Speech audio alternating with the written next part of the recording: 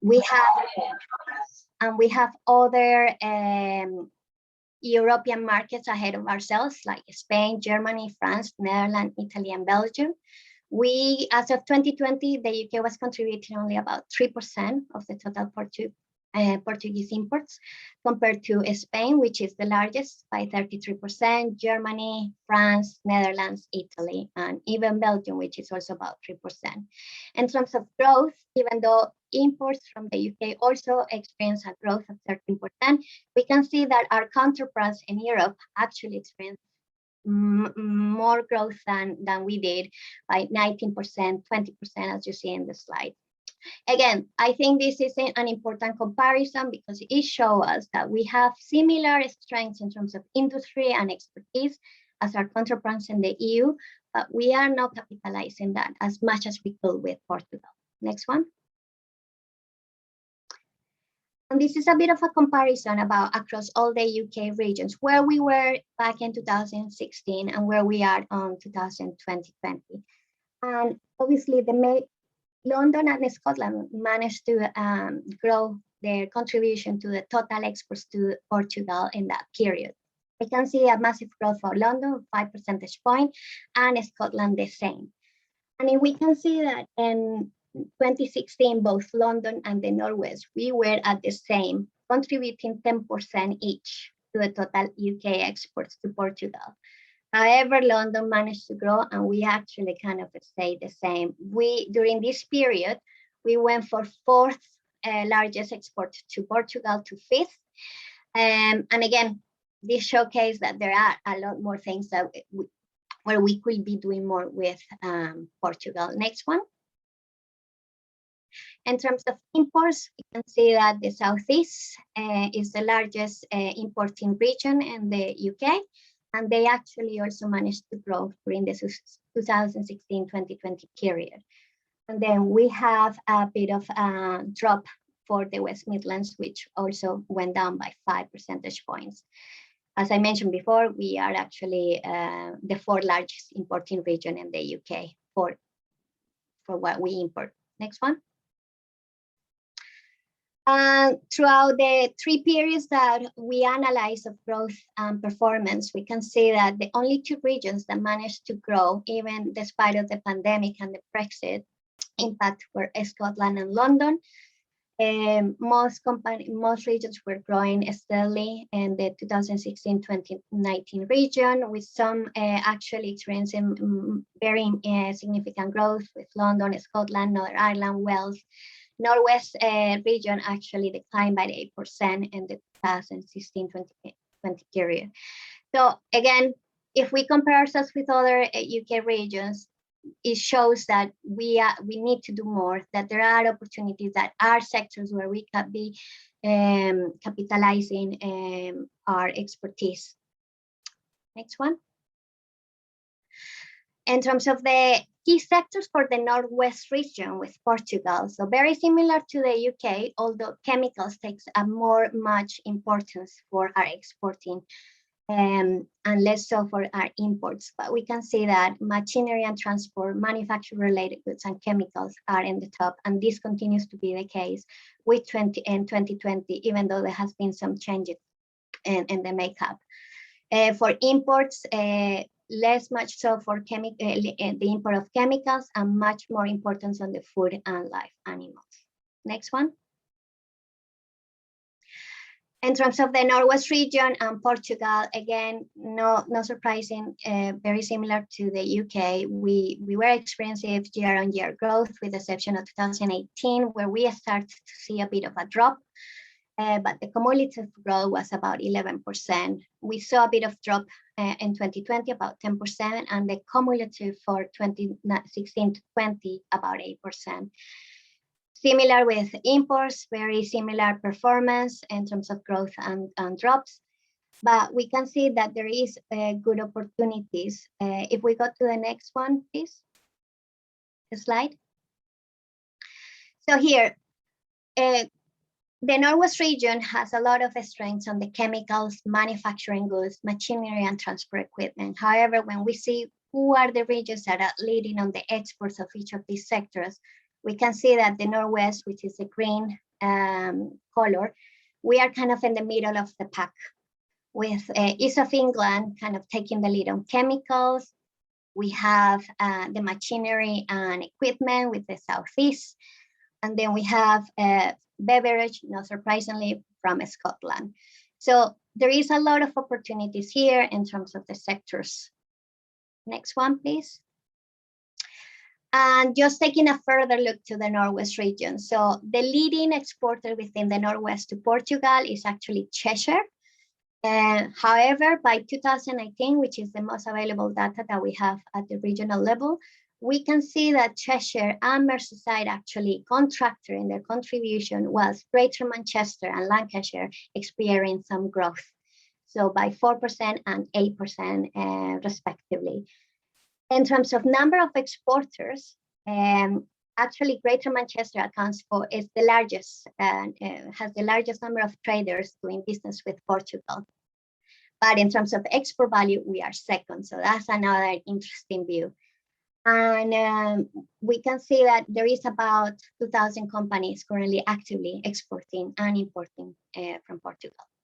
Next one. And in terms of export potential, lots of opportunities we already saw where the strengths are across the regions in terms of export and imports. And just looking this at more detail, there is 1.2 billion of unrealized export potential for companies in the UK. And some of the sectors where there are some opportunities to be realized are the ones that were the Northwest and Greater Manchester has a lot to offer. And this could be from the exporting point of view, but also the investment point of view. I think with the, I've been trying to stay away from the Brexit world, but it's inevitable. And I think this is also offering great opportunities for our companies to look beyond and how they can expand their business across. So next one. This is more on the services side, a lot of opportunities on the financial services, life sciences. There is a lot of companies in the region with a lot of expertise on e-digital services, the diagnostic solutions, as well as medical devices, technology, fintech. We are, I believe, one of the fastest growing city regions outside London with fintech technologies and innovation coming up. There is opportunities on tourism and technology. So I won't go in much more detail of this. As I said, the slides will be shared.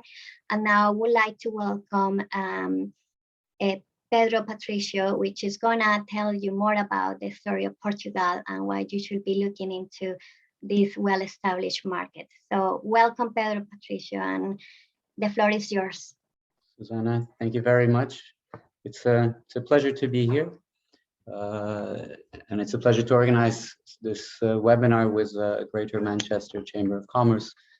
ICEP works in two main areas. We're the Portuguese state agency responsible for helping Portuguese companies internationalize themselves. And we work actively in attracting foreign direct investment. My presentation, I will skim through the slides I have. My presentation has one main objective, which is to show how, to give a current view of how Portugal stands as a competitive country for attracting foreign direct investment, and for, as Susanna so well put, for increasing our trade relations. Our bilateral trade relations are excellent in terms of exports and imports, but they can also be increased and further increased. I've been told that Greater Manchester, and from your presentation, we can see clearly that Portugal is not an unknown country to the people of Greater Manchester, and especially now also in the football area. But my presentation will not be over the football and who has just currently moved and is playing in your teams there. So I will skim through. After me, we have the panel. We have DIT with us that can talk a little bit about exporting to Portugal, which is, ICEP doesn't do that. We help Portuguese companies export to the UK. We try and attract British investment to Portugal.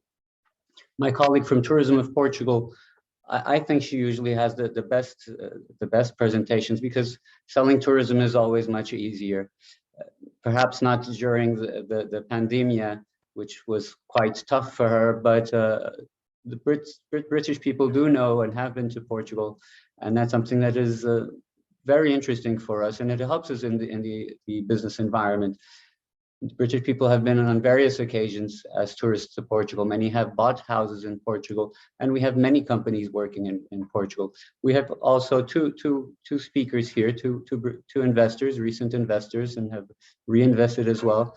And so you can, the public can always ask them questions, and to see that what we're presenting is not biased, not at all. Portugal is very welcoming to the UK for the UK citizens, and in this case specifically for Greater Manchester companies. Yes, next slide, please. Next one, please. I will, as I said, I will go quickly through the slides here. Perhaps I'll stress out that we do have the same time zone as the UK.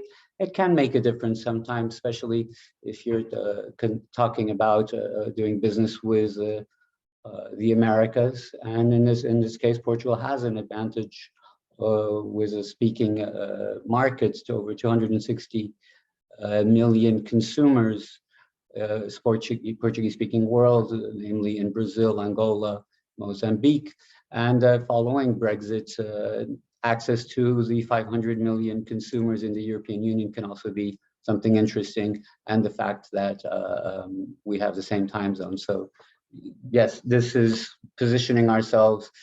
This is a presentation that we tend to do to investors. Of course, we tailor make it according to the sectors of the participants. We have a multilateral public in this session, so it's a more generic presentation. Next slide, please. Risk perception, for obvious reasons, has become a more and more important issue when companies are looking where to invest. And I'm happy to say that here with the Global Peace Index, Portugal ranks as the 4th country.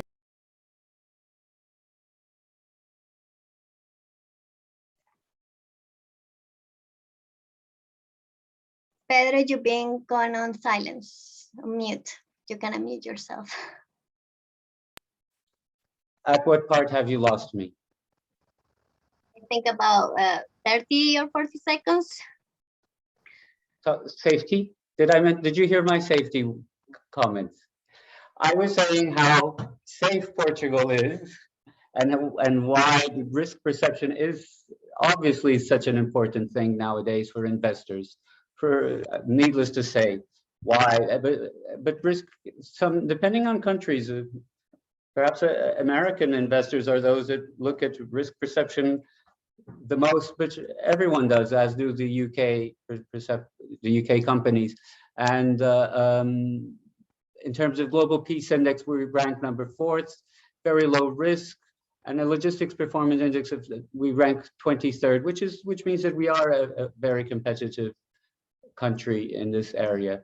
Operational risk very low in terms of food security, governance, socioeconomic vulnerability. These are factors that are fundamental when companies prepare their long or short list, and when they analyze and compare benchmarking and where to invest. Next slide, please. Of course, green location and sustainability must be part of all of our presentations. And Portugal in 2020, approximately 62% of the electricity was generated by power plants in Portugal, by renewable energy power plants. From these, 28% from hydroelectric power plants, 24% from wind energy, and approximately 5 to 10% from solar and biomass. Next slide, please.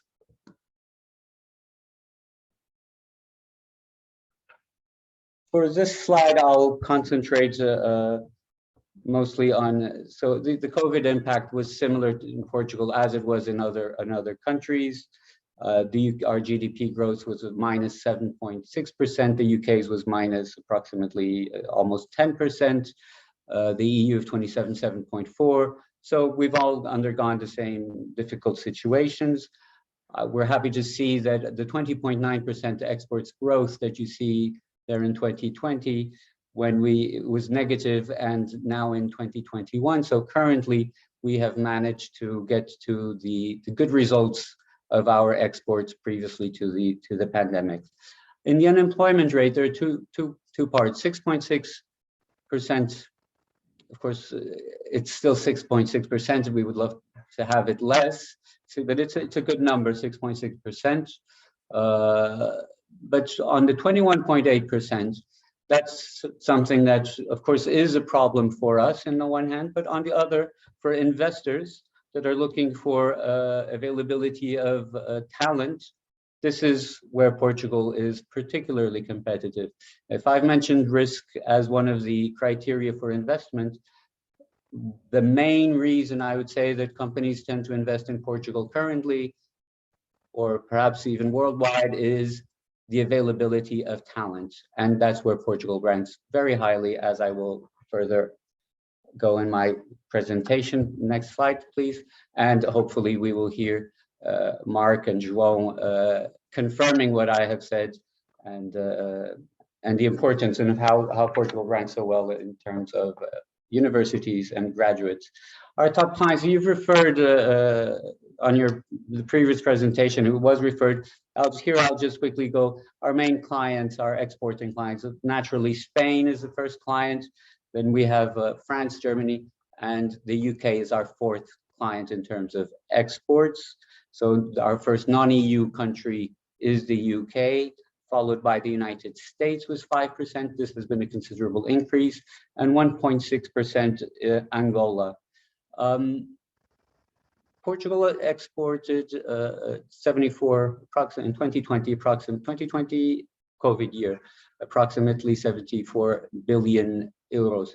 To give you an idea, the UK exported over 500 billion euros. We're talking about a gigantic economy as that one of the United Kingdom compared to the Portuguese, but our numbers are quite strong. And on the right side, the goods and services, what you can see is that the main products that we do export are products of highly value added. The work that is involved is highly value added. And this makes a very big differentiation from exports that we had in the past. So this is an area that Portugal has managed over the last years to increase considerably. Next slide, please. You've referred to this trade relations with the UK. I'll just give you some broad numbers. So in 2019, in terms of goods, we were exporting, 2019, we were selling 3.6 billion euros. During pandemic, our decrease was quite slight compared to what it could have been, minus 15%, so 3 billion euros of exports.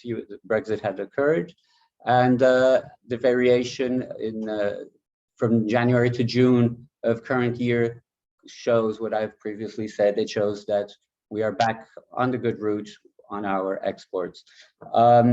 What we export are similar to what the previous slide. What we export to the UK is mostly what we export as the main goods that we export worldwide. I won't mention tourism. The UK ranks as #1 client.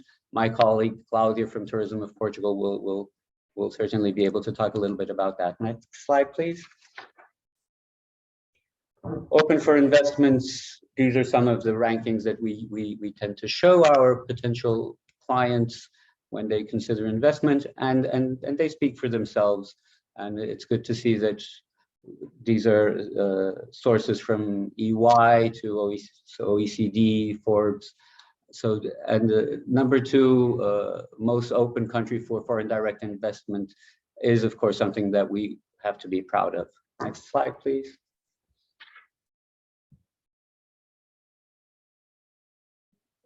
One slide before. Yes, thank you. So we have new technology-based operations. So these are recent investments in the services area. I'll start by referring BJSS, Emergen, and VACT. These are three British companies that have invested recently. Software development IT solutions, a design lab in Oporto, support for their global clients, and a software development center in Lisbon based on blockchain technologies. I'll refer perhaps, these are just some of the UK. We have American investments.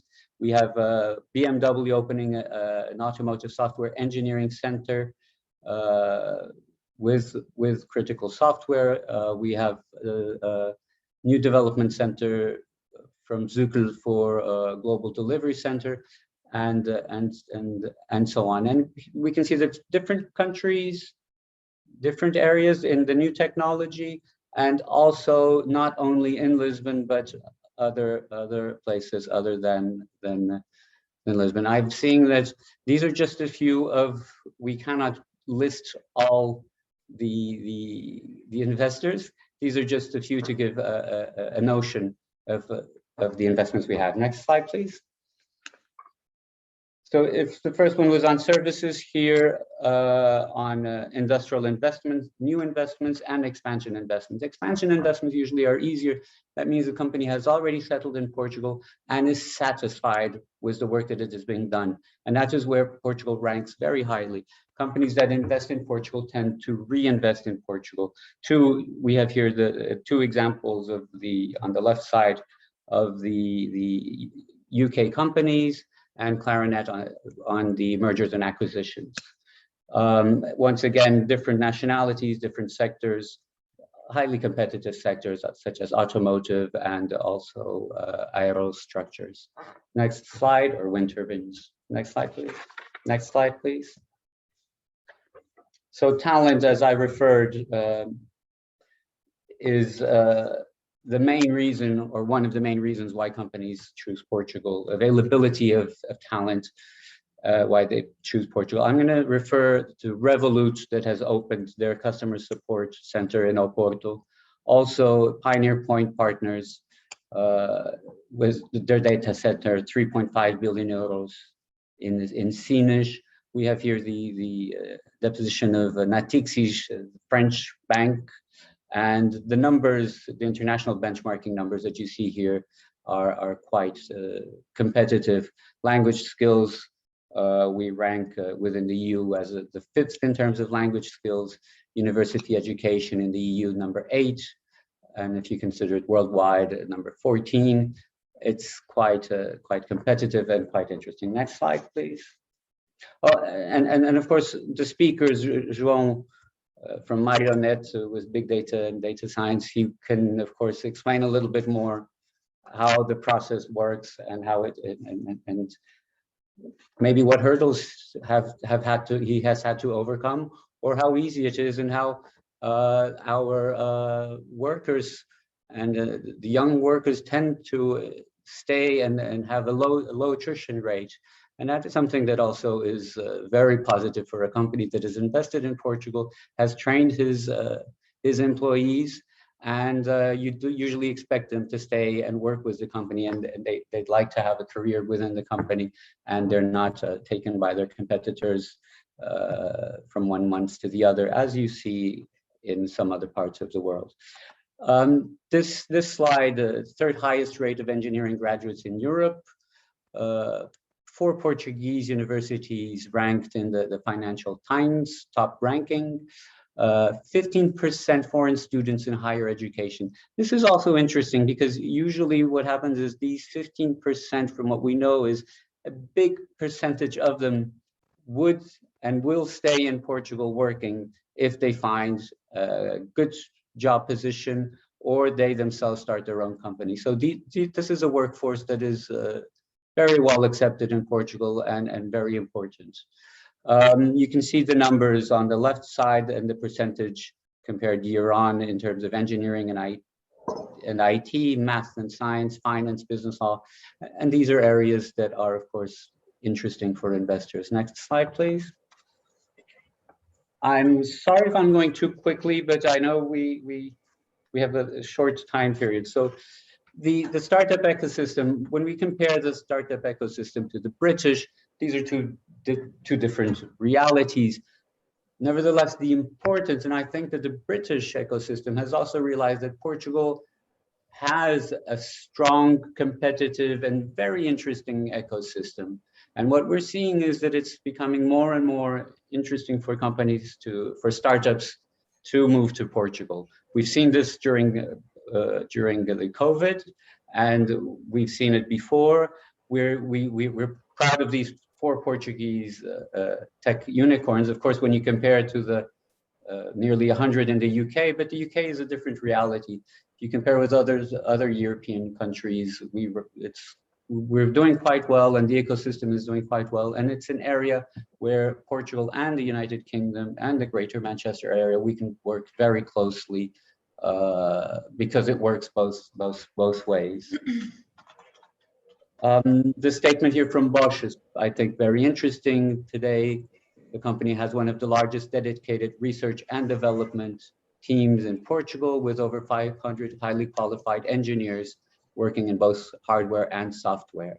And this is in Aveiro, Braga, and Ovar, so not in Lisbon. So Bosch stands not only for made in Portugal, but also invented in Portugal. Next slide, please.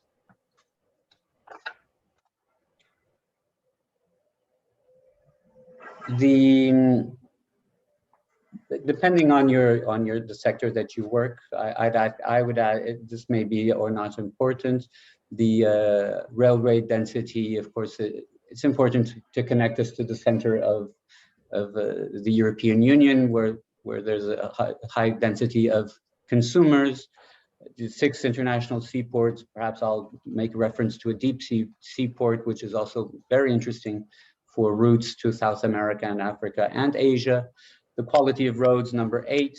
And according to the World Economic Forum in 2019, we were the 21st country with a better infrastructure. For your knowledge, the UK in that same year ranked 11th. So also very, very high. The connectivity, 30 airport connectivity is interesting. The hub, the Lisbon airport is the hub to South America, an important hub, South America, namely Brazil, and to some African countries. Next slide, please. This sometimes is a surprise, not for people in the area, but comes as a surprise. But Portugal has a top quality broadband network. Fiber is present in, you can see on the map on the right side, 78% fiber coverage. And the bottom chart, resilient telecom infrastructures during initial lockdown, it basically shows there was an increase in traffic of 87%, and we did quite well. So the system continued to work very well. Unlike other countries, we didn't have some of the hassles and hurdles to overcome some of the hurdles that weren't expected. Next slide, please. I'm sure Claudia from Tourism of Portugal has better presentations in Portugal, but here are 2 things. The world's best quality of life country for expats. Number 3, you only live once. So if you can work in a nice professional area where telecommunications works, safety is there, it's a great place to work at. So quality of life for expats means that it means a lot. It means that the expats have access and have Portuguese friends, have easy access to international schools, the airports, access to the how they're received in Portugal, access. It means that the hospitals, the health system works well, and so on. So it's quite more. It's a bigger framework. It's not that you're just enjoying life. There's nothing wrong with enjoying life. And we ranked number 3. I'm not sure what number 2 or number 1 are. I know in the Global Peace Index, it used to be New Zealand, Iceland, and there's another country. So here is a slide that is usually nice to have at the end of a presentation. And the expat tax regime, or 20% of flat tax or income tax for 10 years on a personal income. That's also something that when you're making a decision, you can automatically see if you're a top general manager and you're making a decision, you would be paying for 10 years a flat tax on your personal income, a flat tax of 20%. Next slide, please. Next slide, please. I'm not going to go in detail here. What I can tell you is the companies that wish to invest in Portugal and come and speak to us at ICEP, what we do or what we tend to do is present to them according to the framework, the EU framework, the Commission EU framework on incentives. We present to these companies how we can maximize the incentives for the specific company, depending on what you're investing in. If it's a productive unit, if it's services, we try and show exactly, if you do this, this is how much of an incentive you could have. Portugal offers the second highest tax incentives to research and development projects, and that is why we're happy to say research and development is an area that has had interesting investments in our country, some which I have already mentioned. Next slide. And as I began, ICEP, we work in two areas, helping Portuguese companies export, bringing in investment, and we consider ourselves a one-stop shop. So from the beginning, depending on what the company may need, are you looking for a land close to the railway? Is it an office? Do you need information on the labor law? Any information that you think that is useful when you're comparing, if you're comparing moving on to or expanding your activities to the European Union country, and you've put Portugal in your shortlist, we'll be happy to answer all questions you may have. And what we do is we ensure that the information we give to you is correct, because there is nothing better than ensuring that the company invests in Portugal for the right reasons. Disinvestment is a negative thing, so the information we pass on is information that we can support and that we truly believe is the accurate one. And that next slide, from my part, I of course will stay till the end, and I'm open to questions when the time comes. Susanna? Oh, can you see me now? Thank you so much for that presentation. I think having been in Portugal a couple of times, I can't attest that it's a beautiful country, a great place with great food, and a great place to also do tourism. So, and we know that, as you rightly put it, a lot of opportunities for investment from various points, from taxes to all the opportunities that present. So now I would like to welcome to Manuela Diniz from DIT Portugal. So she's gonna walk us through what the Department for International Trade can do for British companies wishing to export into to Portugal. So Manuela, thank you for being here with us, and the floor is yours. Thank you. Good morning. Thank you so much. I am the one to thank the Greater Manchester Chamber of Commerce and ICEP for the kind invitation to be here today, and also to the wonderful audience that is joining us virtually. So my name is Manuela. I work for the Department for International Trade at the British Embassy in Lisbon, Portugal.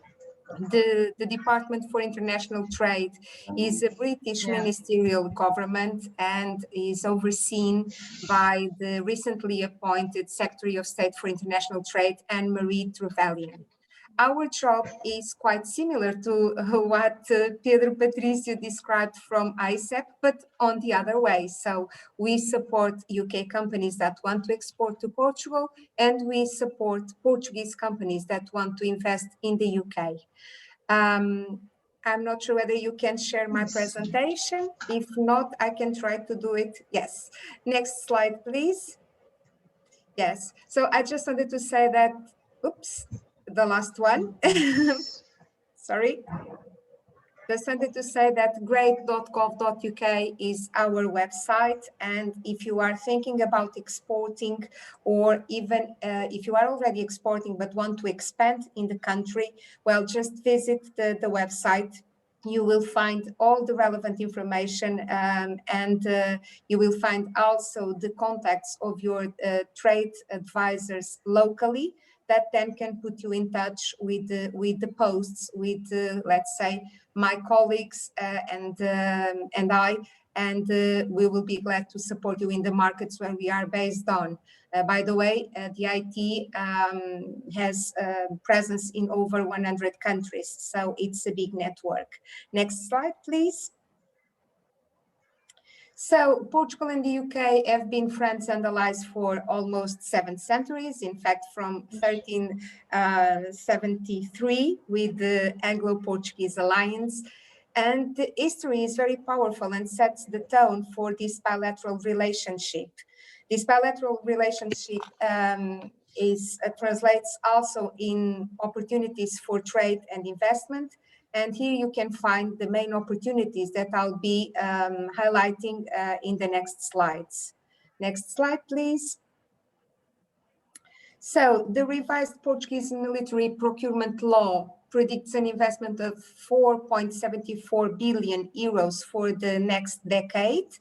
And this includes the following strategic projects in terms of transport and basic instruction aircrafts, evacuation helicopters, multi-purpose and ocean patrol vessels, surveillance UAVs, Navy frigates, and also the replacement of Air Force F-16s. In terms of security, you can see here the areas where we are looking. Well, Portugal is looking for innovative solutions. And cybersecurity is also another area of great interest, with an investment forecasted of 45 million by the Portuguese government, prioritizing incident response and capacity building. In addition to the planned investment, COVID-19 resulted in an increase of reported cybercrime. So I would say that local companies, both private and public, are more aware that they need to invest in technologies that prevent this type of cybercrime. Next slide, please. In energy and renewables, as it was said before, Portugal is quite advanced. Most of our electricity is produced from renewable energy sources. And the Portuguese Energy and Climate Plan for the next decade focuses on the use of renewables, hydro, wind, and solar, and improving energy efficiency. Given Portugal's priority of being carbon neutral by 2050 as the UK, the recent announcement of 13 billion investment directed towards clean energy projects is really a good news for the UK, as it is a golden opportunity to invest and also to partner or export goods and services in terms of grid infrastructure, smart grids, and energy storage. Another opportunity where we can see big companies investing and working in Portugal is large-scale solar, then offshore wind. We are expecting the Portuguese government to work on the regulation and also on the potential new auctions for offshore wind.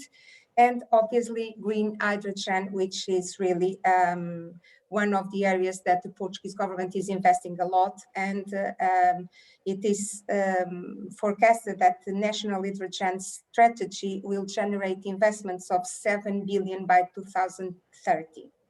Next slide, please.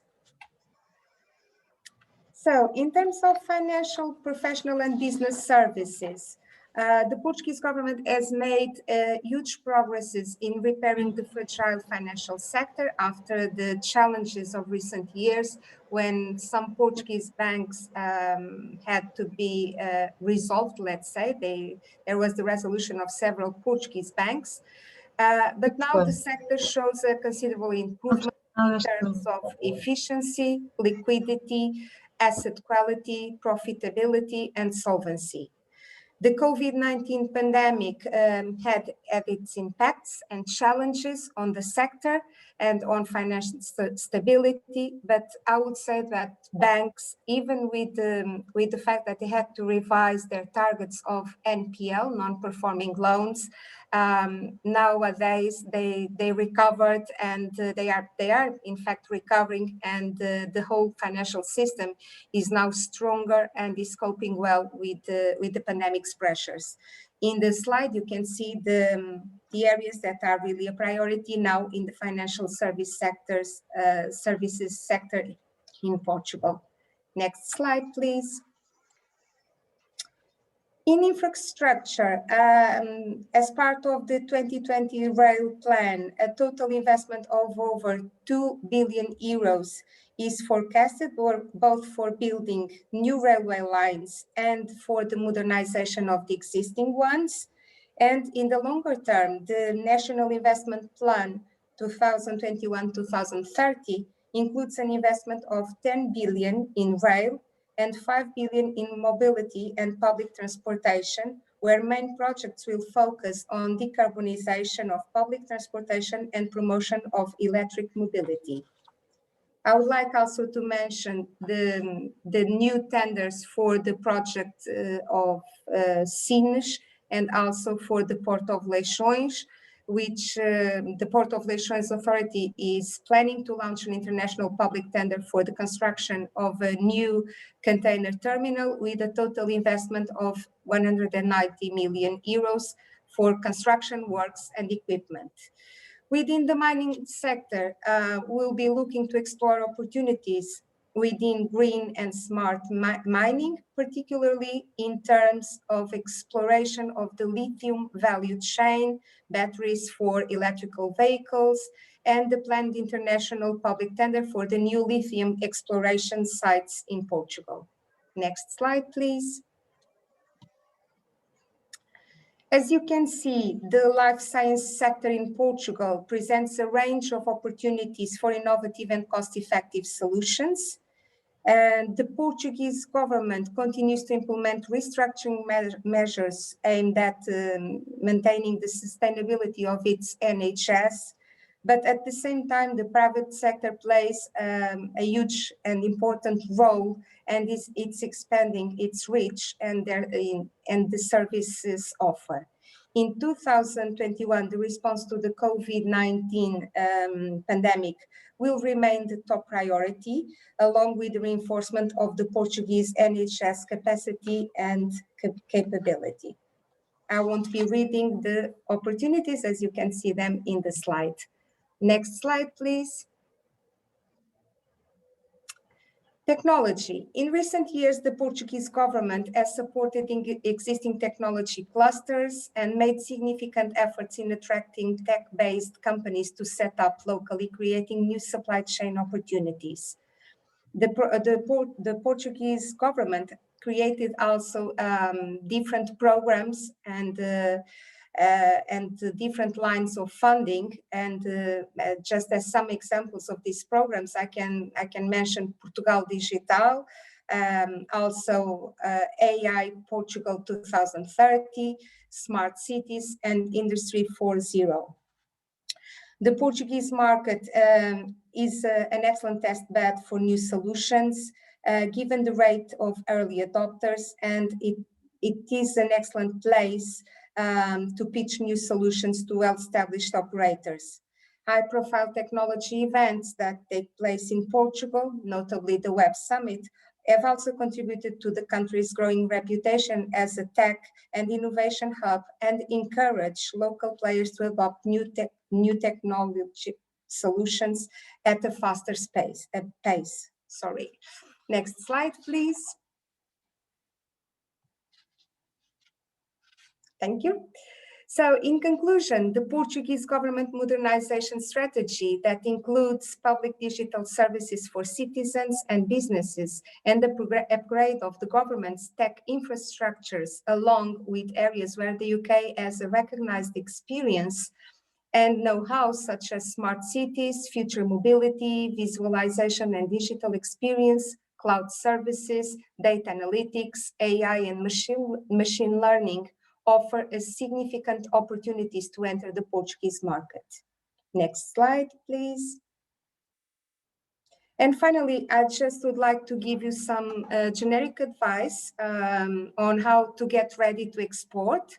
So in most cases, doing business in Portugal requires local representation in the form of an agent or distributor. Personal relationships are very important and require an investment of time and personal contact. Regular visits to the market are recommended, as well as product training for the agents, distributors, and workforce as essential parts of the success of the business. Terms of payment, in some business-to-business and business-to-government segments, credit is an important feature in the market. Many companies work on a 90 to 120 day basis, sometimes even longer.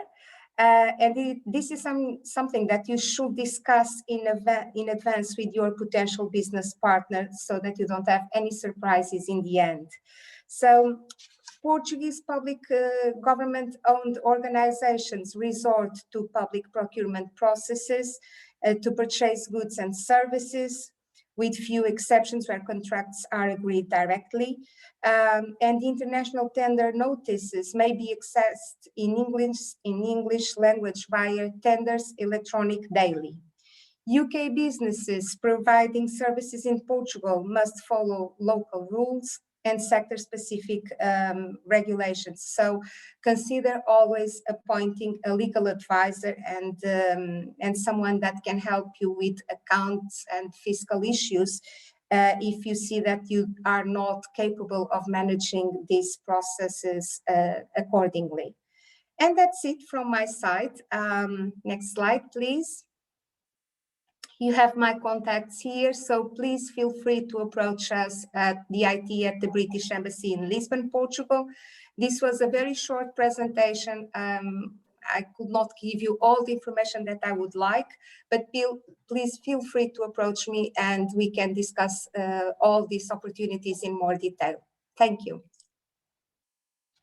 Thank you, Thank you, Manuela, for such a very enriching presentation and giving us more insights into what it's like doing business in Portugal. But now I would like to welcome João Cavaliere from Marionette, which is a company that has had the experience of investing in Portugal. So he's gonna share his experience, as Pedro said, any challenges, but what has been the overall positive outlook establishing in Portugal. So João, welcome to the floor, and yeah, please tell us more about what your company does and how did you concluded that Portugal was your next investing market.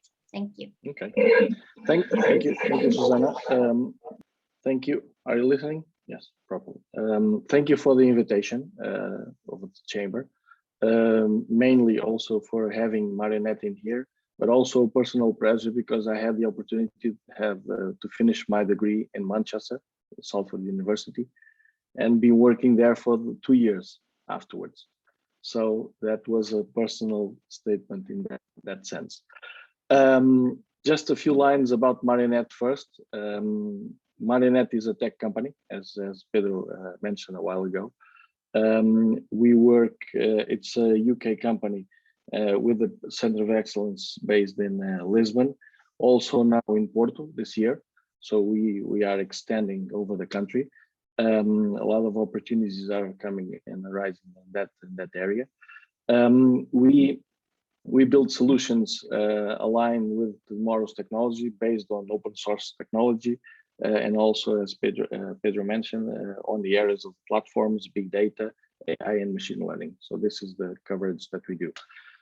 We export most of the work that we do to the UK and to Europe, Northern Europe mainly. It's our main areas of operation in terms of clients. We have a 5-year operation already established.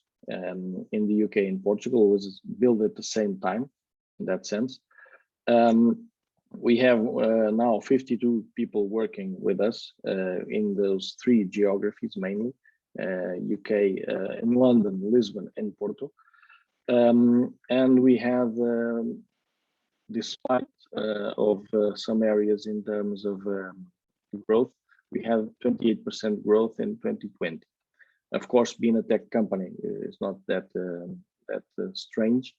And this year, with the numbers year on date are pretty similar. So we always were a remote company in the sense of working, because we, as I mentioned, we work mainly to the UK space, to the UK markets, but always with a strong presence in Portugal.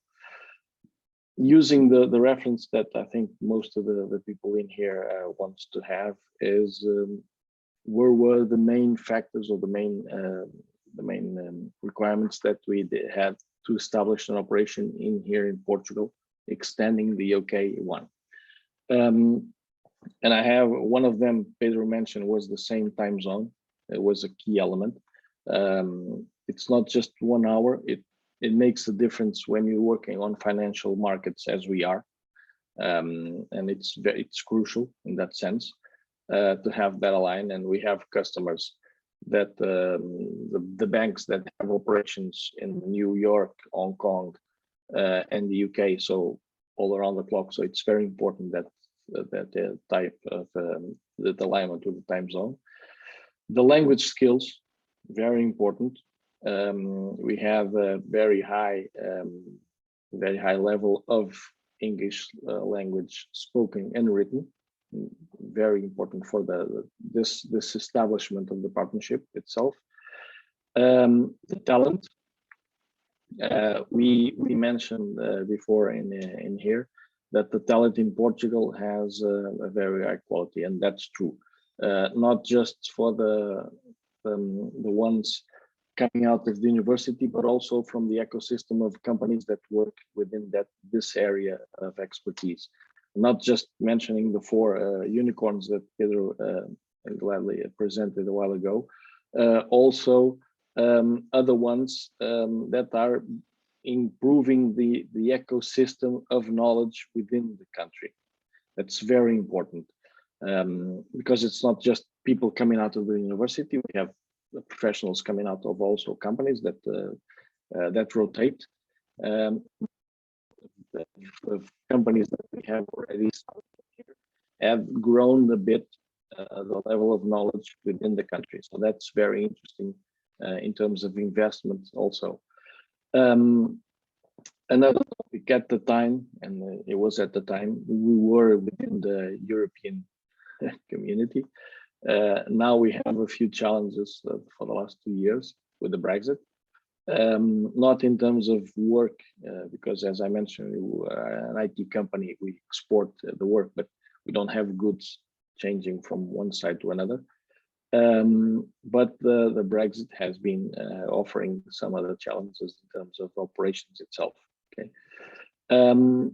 and one last one, and it was important. Added to this ones was the competitive salaries that we have in Portugal. So this alignment with the language skills, the talent, the time zone, and the competitive salaries were I can announce the main ones that make us invest in Portugal as the center of excellence. For companies to invest in Portugal, UK companies to invest in Portugal, I'm going to give 2 lines because they are the ones that we consider the most important ones. Careful selection of partners. I'm sure Mark will go a bit deeper on that, but that is a key element when you establish an operation in another country. In our case, was the legal and the accounting partners that we chose, because they help a lot with the interface with people with experience in the UK market. The tax different, all the organization in terms of process itself, it's all different. So it's very important for us to have partners that support us in those lines. And one probably strange enough for most of the people now because of the remote work that we do all over the world, it's the company culture. Regardless of being remote, and I emphasized that in the beginning, we always were remote.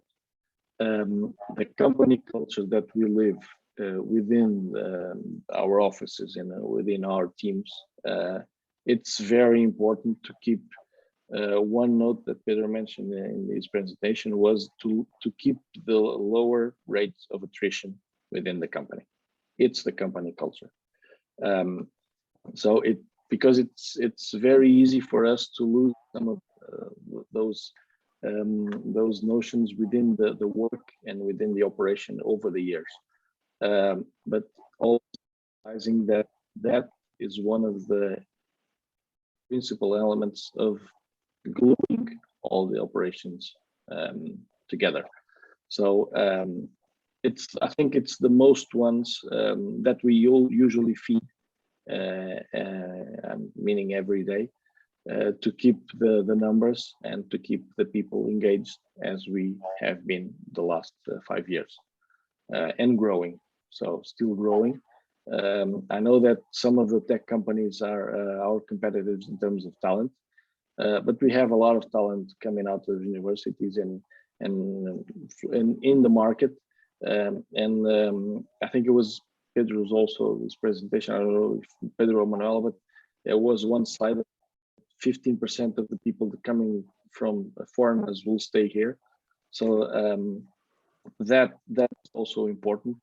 I think the number is increasing. The qualities, surfing, as was referenced in the presentation, the weathering and the security are key elements for us in here. I can tell you that we also have a couple of people coming from Brazil directly, and the security is usually the main factor that make them come to Portugal. So in that sense, I think it's more or less the ones that I would like to emphasize in this space that was created for us. Thank you very much for having us. And I will be around. So if you have any questions or remarks, please feel free. Thank you so much. I think it's very much in line with what Pedro showed in his presentation, why choose Portugal. We also have another case study today. Mark, you are from InScale. Can you tell us more about what did you do and how are you currently escalating your business in Portugal? Yes, can you hear me? Yes. Yeah, could you put my video on first and then I will share the slides later? Yeah. Yes, so I'm Mark Vidal. I'm the founder of InScale, and we are around 550 people, and we have 4 locations, which are Malaysia, Kiev, Skopje in North Macedonia, and then Lisbon in Portugal. And I have to admit that the other locations were chosen by random. My ex-wife was Malaysian, that was Malaysian. That's a story for the others, but Lisbon was actually a deliberate choice. So we looked at all the countries and we, like João said, we went for talent. We wanted a location in the EU, and we have lots of tech clients in the financial area who needed that EU. So we were looking for where is there really good, strong talent available at reasonable salaries, and other Eastern European countries like Poland could be a bit kind of oversaturated with people already established. So we chose deliberately Portugal, and it has been an amazing success for us. Portugal has amazing talent, a great culture. People are very team-oriented. They worked for the company, not just for themselves, and it's very good English, same time zone as UK, very pleasant, and it's a great place to be. So it becomes an attractor for the client customer. Of course, we've had a little bit less of that interaction due to COVID than we would have liked, but that will hopefully evaporate over the years. So what is the business of InScale? So you can see João has talked about how they establish themselves in Portugal, and that is quite difficult. So you need to know the labor market. People are very risk adverse in Portugal. They don't want to change jobs. There's lots of local things to understand about. The labor law is very employee friendly, and it can take you a long time to get really established. So our business proposal is that we will accelerate that process for you 2 to 3 years. So if you start with us and you have a plan to grow a little team to 10 people or 20 or 30, that process will be accelerated to 1, 2, or 3 years, depending, compared to you doing it yourself. So we actually compete not with technology providers, but we consultancy companies, but we compete with you doing it yourself. So if you have an idea of establishing in Portugal and you think, should I send some of my managers to do it? You could also get us to do it. It's a one-stop shop. We do everything for you. We set up everything. We employ the people. We provide you the resources from our offices, which are right in the center of Lisbon. I think I will go and show my presentation. So there's a bit of visual for that. I'll try to keep it brief.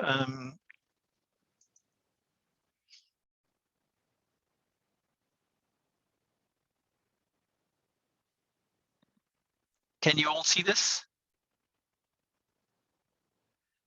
Yes, we can. Yeah, so we are the best alternative to setting up your own subsidiary in Portugal from day one. And this is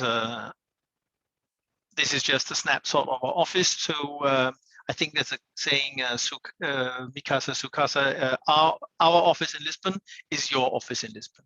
So if you set up with InScale, you get your own office in Lisbon, in our office. And these are just some of our employees. Our model is, we create a completely dedicated technical team for you in Lisbon. So one of our example customers is a Warrington company called Blue Prism. I think people in the region would know that. We have set up a team of more than 60 people for them the last 6 months in Lisbon. So they grew from 0 to 65 people in Lisbon with us as the growth partner. And if you can see the mouse also or not? So the team they have in Warrington and the team they have in Lisbon is one unit, one organization, but just separated over the distance. And then we have done all the hiring and the facilitation of the offices. So you are the blue part, and we provide the brown part, where we recruit people from the job market, and we provide the office space, payroll, all these things.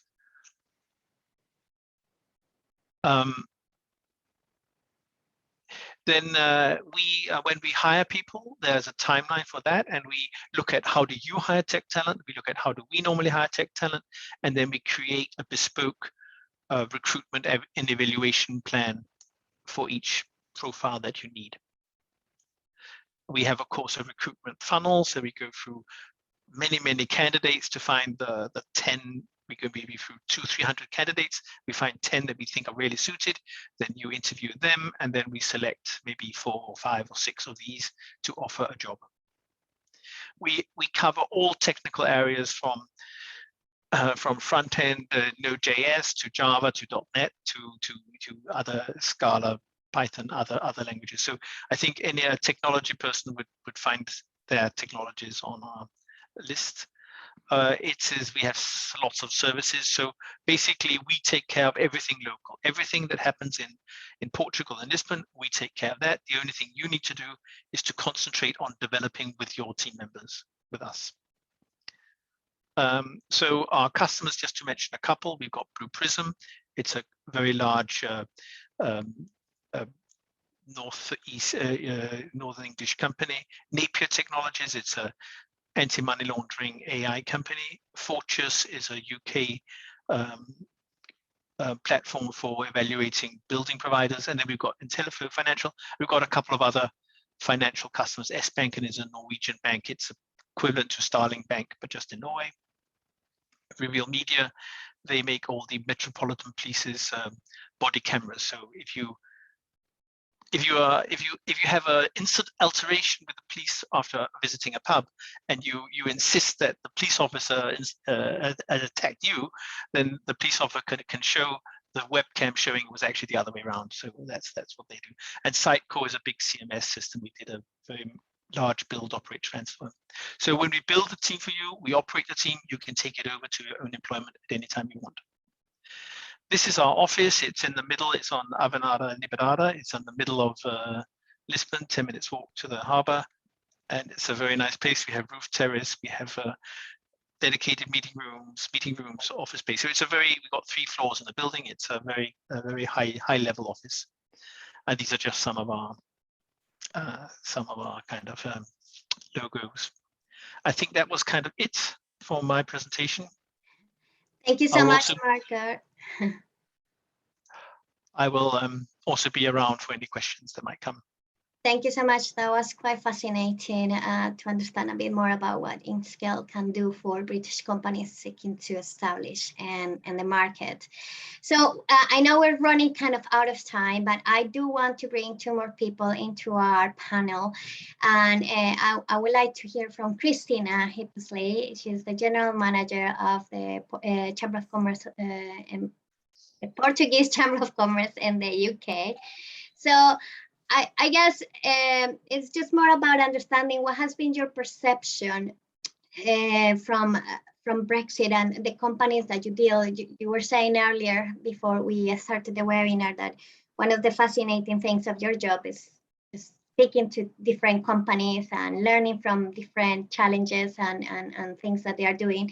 So what has been your perception about British companies about doing business in the EU, but specifically with Portugal? Well, thank you very much. I hope you can all hear me. Thank you, Susanna.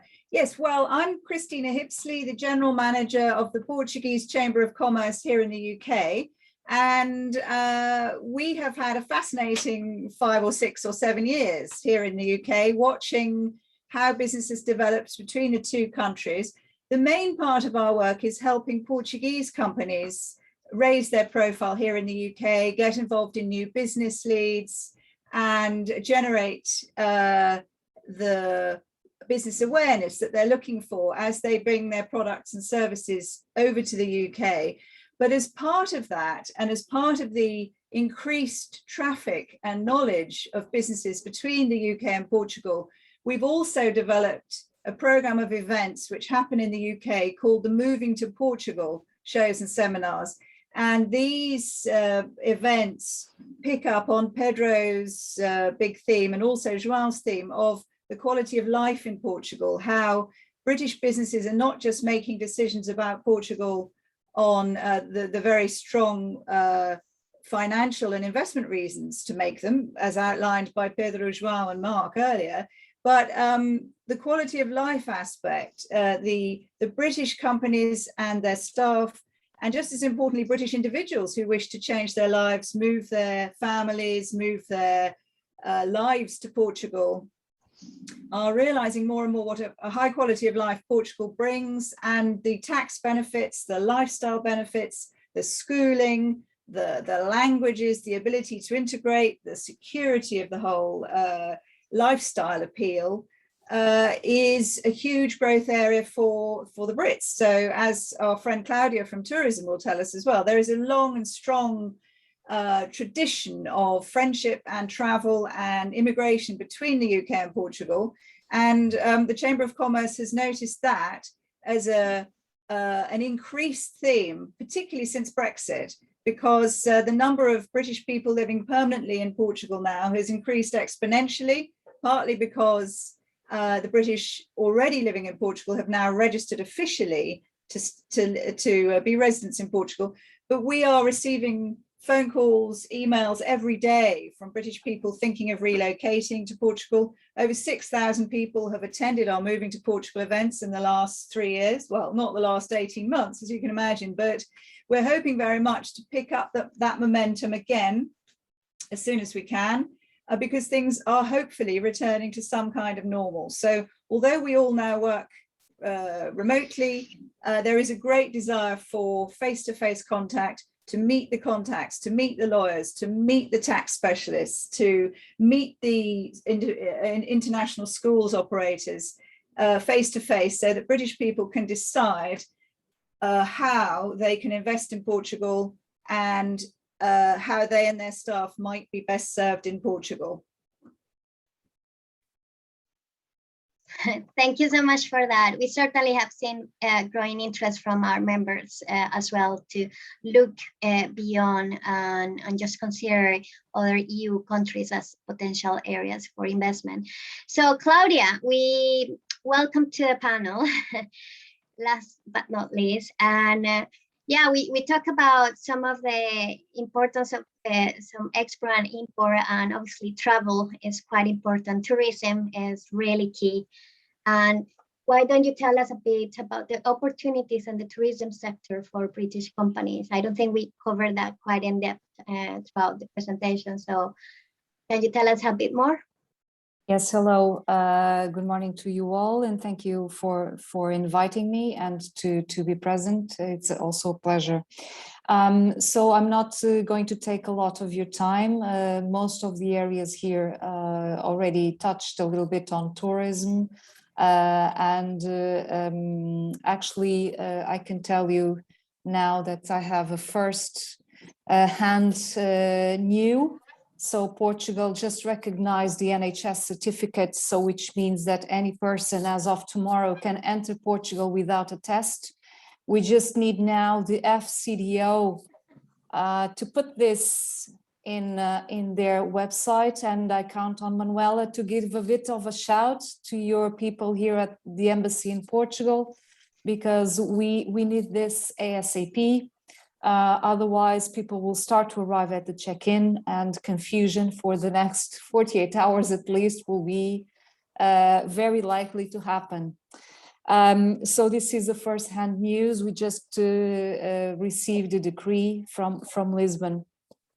So yes, indeed, there are some opportunities for the British companies, but we spoke about investment. We know there are also opportunities on that sense, but today I'm here just to let you know, and to the companies that are hearing us, and even Mark, who has already a company in Portugal, but has companies in other offices around the world, that we have grants for companies to do events in Portugal, their meetings, their team buildings, their get-together with their employees, or their incentives. So what we have created is a particular regulation for companies to apply, and we've created a website called Meetings in Portugal. So it's very easy, Meetings in Portugal. If you Google it or go to website Meetings in Portugal, Portuguese Tourism Office. So this is wide open website where you can see venues throughout the country, type of activities, suppliers. And normally, for example, if you have a certain amount of people, for example, if it's measured actually in bed nights. So if your company can contribute for X amount of bed nights in a region, for example, out of Lisbon, the grants start with 6,500 euros as a support for your company to do events in Portugal out of the city of Lisbon. So for example, if you contribute with 300 bed nights, which means that you can have 4 nights there with 80 people or 60 people, you already reach the number to be able to apply for a grant. Also, we are working to make it even more appealing to do events out of the city centers, and to have even access to a greater grant if you go to smaller venues, but in the interior of the country, for example. And this we, of course, are contributing also for circular economy, social responsibility, sustainability, etc. So this process, when there's an application to Turismo Portugal or to any of the convention bureaus that you can see in the meetings in Portugal website, it normally takes 3 weeks to have an answer. So there's a specific budget for this within the Ministry of Economy and allocated to Turismo Portugal with the regions of Portugal. And so it is around 3 entities that make the whole process. So Turismo Portugal, the region, and the promoter of the event. So any company, for example, if you have an events supplier or yourselves, you can at least check if this regulation and support, these grants are interesting for you. So in terms of the conditions, we can say we have it all. From the UK, there's connectivity to all the airports in Portugal. And just yesterday, we announced together with British Airways that there will be flights to the Azores as of the next year. So it is now will be covered by British Airways to all the airports in Portugal, including Ponta Delgada and Terceira. So it is another hidden gem that it is very good that we have a reliable connection from London Heathrow next year. And in terms of venues or activities, we all spoke about gastronomy, wines, venues, activities. The weather is good. It's not like going to the Central European countries with -10 in February or January. So we'll have at least 10 with a bit of sunshine for sure around those months. So it is, of course, the timings that we would like also for these programs to run. So this will hopefully restart back again.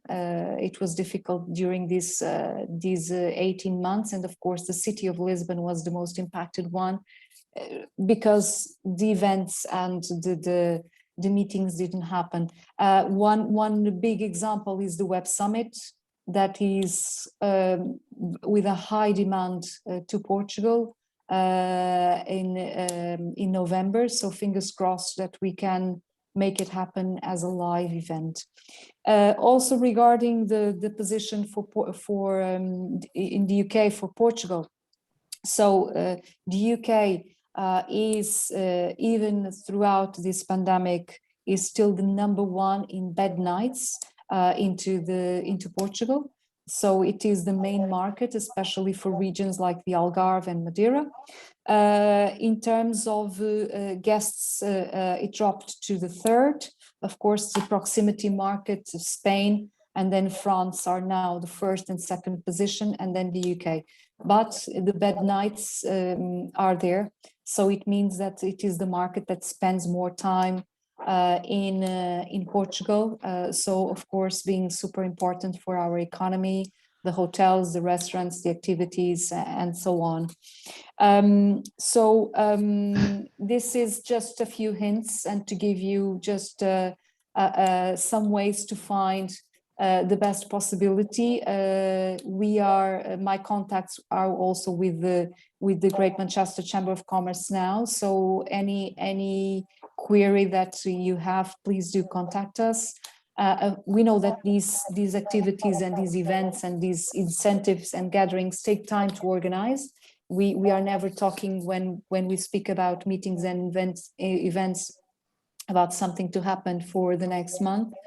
So if you are thinking about restarting this kind of activity with your companies for next year, we of course are very keen to start talking with you also. Thank you very much for this opportunity. Thank you so much, Claudia. And I think we just closed the event with amazing news on the travel side of things. I think my partner will be very happy to hear those news. And I will welcome if you will also circulate all the information that you just mentioned about France and things, so we can also send out to our members and our partners across the region, because I think it will be very much very useful. And if we can help in some shape or form to kind of spread the word, then great. Just so you all know, the slides will be shared with you after the event, and there will be a recording which will also be shared with everybody. I don't know, Pedro, I mean, we are running out of time, but if you want to have one last few words, or we just go straight. We know that there are some companies that are interested in some one-to-one, so I'll just go into breakout rooms. But Pedro, do you have anything else last to say? Thank you to everyone, and apologies for the delay in the webinar. I hope it was useful, and I believe I can speak on everyone's behalf. We're entirely at the disposal of the audience to answer future questions, whether it be in the meetings that we have prepared just now or later on. So thank you. And of course, Claudia, thank you for the good news of the passport, the NHS. It's always nice to work in the tourism area. You always have something nice to tell us. So. Susanna, thank you very much. No, thank you to everybody. Thank you for joining us today. Apologies for the running out of schedule today. I think everybody had just something important to share with us. But now for the companies that want to stay behind to have a one-to-one, please do. And just help us with just completing this so we can go on and help you with arranging that. If you're running out of time, we understand, just drop us an email to Export Britain. So if Francesco, Paulina, can you just drop the email and let us know if you want to have schedule a meeting. If it's not today, afterwards, we'll be more than happy to help arrange those, either with ISEP or any of the panel members that you heard from today. So we're just gonna give a few minutes to get the poll going, and thank you very much. And I hope, yeah, that you enjoyed the presentations and hearing from the success stories. Thank you. Bye-bye. Thank you. Thank you very much.